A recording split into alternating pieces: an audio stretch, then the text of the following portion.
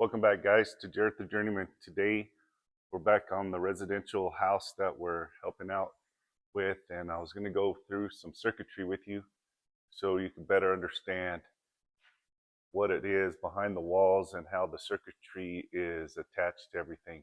So let me get you flipped around and we'll go from there. All right, guys, what we're doing is looking at a bedroom right now. And in this bedroom, we went in and we brought our home runs right here, marked them on the stud. We brought in a 12-2. You can tell by the yellow. For all you old timers out there, when everything in NMB was white, now it's all different colors. We don't have any purple on this house. I don't know what purple means, but I did see it at the supply store. So don't do much residential, but now we have purple, yellow, orange for 10-3 or 10, and no telling what else they're going to come up with. So anyways, home run 14, our home run is 12-2, and we knock it down to 14-2. For this, we were teaching the students a situation where we had voltage drop. In this small house we don't, but we were just kind of exposing them to the voltage drop where we'd bring our home runs with a 12-2, drop it down to a 14-2. Now in the panel, we will put it on a 15 amp breaker, but for voltage drop in this area, they used to make us run 12-2 all the way, but things have changed. So home run box, 14-2 and 12-2. This is an 18 cubic inch single gang nylon. So when you do your load calculation, or not load calculations, but your box fill calculations, remember you're gonna have to use the 12 as the biggest conductor inside the box and not a 14 once we start doing multipliers when you start adding your devices. So keep that in mind. Everything is within 8 inches of the nylon box as far as secure. Brought it up, kept it center. We did a pretty good job securing everything. So from there, it goes up and over and then back down. And we've got to get this wall right here because it's within 6 feet of this closet door. See if I can zoom this out. Oh, there we go. 6 feet of this closet door. Now, if we come back here, we're within 6 feet of this door right here with this home run box. So we go from the closet door and then we go up, across. They went across this header and then they jumped right there and then came down. Came down this exterior wall again within 8 inches of the single gang nylon box, and now it's in white because we changed to 14-2. So we've got two 14-2s in there, and then we'll pop over, go down this wall. We got another receptacle here within 8 inches of the single gang nylon box. Remember, 18 cubic inches is that fill. So we've got 14-2 in there. Then this is where it kind of gets tricky. We went through here, and then it looks like the framers always throw a little T or something when they tie a wall in. So you kind of have to fish it in. Let's see if we can see it from this side. This side, we came in and we were able to drill a hole here, and from the back side, get our 14-2 in there. Went down here, same thing, within 8 inches of the single gang nylon box. Then it goes up, goes over, and then it goes to this box over here, which is actually facing into the next bedroom. So let's go in there. Next bedroom over. 14-2 hits there. And now we take off, we go across. This is where we came in from over here. Now we're coming over here, and boom, we hit this one. There again, 14.2 within 8 inches. We take out of there, come across this exterior wall, hit this receptacle, drop down, or go up, come down, hit this receptacle, and now we go into this wall. Now this wall separates the living room from the bedroom, but this is our last run in this circuit with the 14.2, and as you can tell, within 8 inches, and we only have one 14.2 here. So that was the 2 bedroom circuits. For those of you homeowners wondering why when you turn one breaker off and 2 bedrooms turn off, that's the reason why. They're both tied together. There again, green dots. If you guys haven't seen my video on green dots, take a look. I'll tag it above. Now, let's go into this bathroom. If we look at this, we've got a double gang switch because of this indication right here. We're going to have a vanity light, and we're going to have an exhaust fan. So what we did is on one of these, we brought the power in, the power out, and 2 switch legs. One's for the vanity light, one's for the exhaust fan. Since we had so many 14.2s, we took a staple, a Romex staple, tied a zip tie to it, and then zip tied these together. Since we did not exceed the limitations of amount of Romex underneath these staples.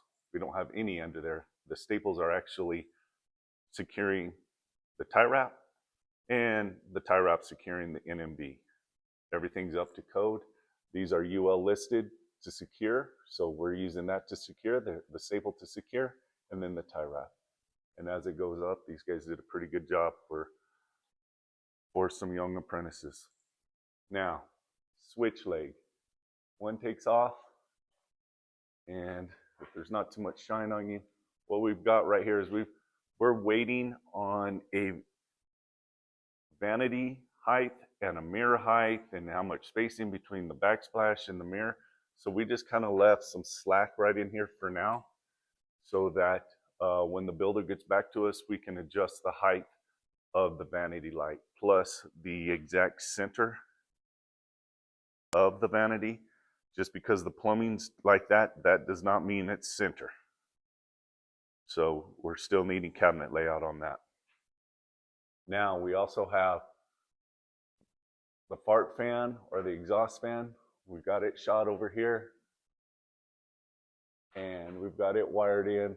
Got a Romex connector up in there, so everything's good on that. But if we go back down and look at this, here's your switches, here's your receptacle that's required by code to be within 36 inches of this vanity. If you notice, we've got this in 12.2, but the lights are in 14.2. By code, this bathroom circuit on the receptacle side has to be a 20 amp circuit, which makes sense for all you people out there that have usually daughters and wives that like to run the blow dryer, the curling iron, the straightener, whatever else they like to run all at the same time. You want to put it on a 20 amp circuit. But if you notice, we have this marked, but we don't have a home run here. We don't have the HR, which means that this receptacle is tied to another bathroom, which is allowable up to code. So if we go over here into the next bathroom, see if I can make my way through here.